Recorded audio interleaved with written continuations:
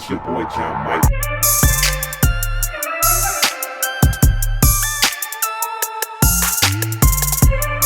What's going on with you guys? You know who it is. It's your boy John Mike, and today we're going to be talking about these two amazing keyboards here, the A61 by Native Instruments and the Arturia Keylab Essential. I got the 49 key, but the 61 key is just a little bit more expensive, but they're comparable because they, you have the A49, you have the Keylab 49, you have the A61, all of those different things, and the Keylab 61 Essential. So these are all kind of like living in the same price range, which is that $200 to $300 price range.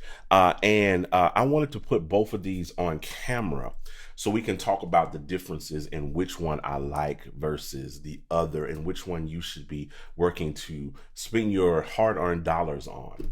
So first off, price point on these things is not really much off. If you're getting like the A49, which this is the A61, but if you get the A49, then you're going to pay about $219, $220, somewhere around in there on it. The Arturia 49 is right at $209. But if you get the A61, you're going to pay $279. And if you get the Arturia 61, then you're going to pay like $259, $260. You see what I'm saying? So they're not really far off in terms of their price points on each other. Now, as far as control is concerned, as you can see, the Arturia offers way more control on it than the A61, because it's more minimalistic here. Now, you get like all of the knobs, you get faders, you get a big encoder knob, you get a big LCD screen, which I love. You get transport controls, you get undo and all those different things like that. And you got pads, and you got MIDI channel control, all of that stuff right on the front of the keyboard. Whereas the A69, you get the encoder, but they only give you like these 8 knobs. You do have like undo and all of those different things like that kind of built in. You got your transport control, but they give you this little baby LCD that from my perspective and my usage of this keyboard has not been very functional at all. It just has not been functional at all. So you get a little bit more in this package. So when it comes to control, the Arturia definitely blows the A61 out of the water. So if you're looking for something that has optimal control, and this is your budget, you're in the $200 to $300 range that you're going to spend on a controller, and you're looking for something, and your primary focus is, I need control. I need it to work with multiple DAWs. I need to be able to use it in all of these different fashions. Then you're gonna want to go with the Arturia. Now, the other benefit that the Arturia has over the A61, which I was kind of disappointed in the A61, and I've expressed this in other videos about this, is that the Arturia, the Keylab, actually has a MIDI jack in it, a MIDI out jack on it, and a power adapter. Whereas the A61, all they're really giving you with this is just your foot pedal input and your USB, because it's bus powered. So you don't get any external MIDI or anything like that to be able to use this with any kind of external gear. So you can't use this with your modules. You can't use this with your external, gear. You can't plug it up to your Motif or Nord or any kind of a Montage or any other, hardware keyboard and MIDI sounds to it and all of that stuff like that. That's just not possible with the A series of keyboards. So that's kind of a downer for that part of it. So, of course, the big LCD screen, all of those things just kind of play into point with this keyboard. Now, key bed in terms of feeling, the A61, and this is a subjective term because I love the feel on the A61. It's a little bit more springy than I like, you know what I mean? And it's a little bit more clunky, as you can hear, just listening to it.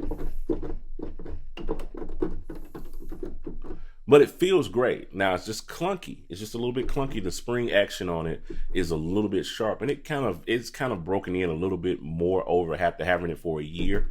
It's really kind of broken in a little bit better. Whereas the Arturia keybed is a little bit smoother, a little bit more refined, and a little bit more premium feeling.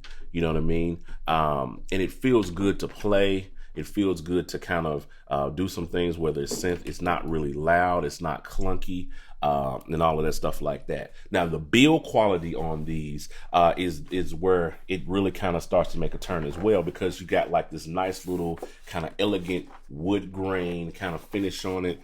This is plastic, which was surprising to me because the Mini Lab was actually metal, but they didn't. They opted out on doing a metal chassis on the Keylab series.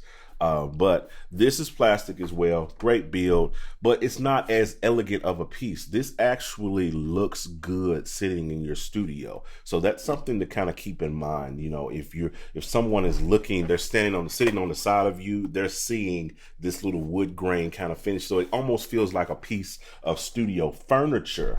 As much as it does an actual controller. So that's something that's a kind of added benefit for the Arturia series. Now, where this thing really starts to take a turn in the direction for the A series, where this really takes a turn, is the software that comes with it. With the Arturia Keylab, you're only getting you're getting Ableton, you're getting Analog Lab, and you're getting like this grand piano software.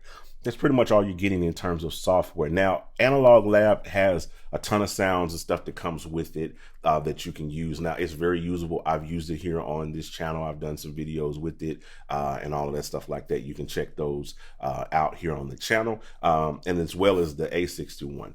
But it's Analog Lab because it's coming with the light version. It's kind of limited in the amount of sounds that you get versus the full version. It's there to kind of encourage you to go and get the full version, which that's what most software companies try to do, is upsell you in that. But the A61, in my opinion, the A series comes with the most loaded software package on the market for any keyboard, pretty much in the from the 200 to the to almost the $500 range. I don't know many keyboards, MIDI keyboards or MIDI controllers that come with this much software as the A61. So if software is your premium, then the A61 is what you really want to go for, because if you don't care about control, if you don't care about being able to, use it with Logic and use it with Ableton and doing all of these different things, if you don't care about pads and knobs and faders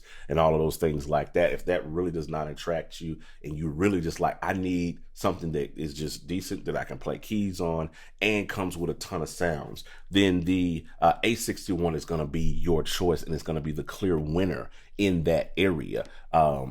It's going to be the clear winner because you're getting Machine with it, a version of Machine. You're getting Complete, I think it's called Complete Select, which is a ton of like complete instruments, native instruments, virtual instruments that they have. You're getting like Massive. You're getting like a ton of stuff. You're getting Ableton with it as well.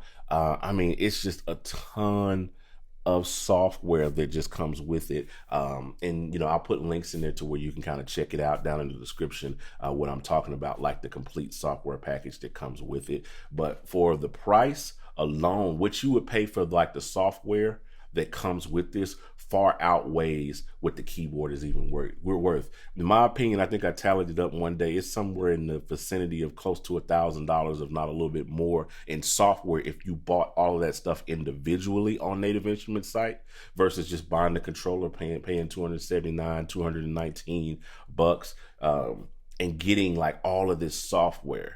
I think that's just where this keyboard kind of wins. Now, overall, I think the clear winner in this price point and in this price range is the Arturia, because it gives you some nice software. It gives you nice control, gives you the flexibility. It gives you the in and out. It's just the most versatile and functional keyboard in this price range. And I was really surprised about that. I was really surprised. I thought that my opinions on this was going to be different when I opened it up and actually started playing with it. I thought that I was going to think that nothing could really outpace the A61.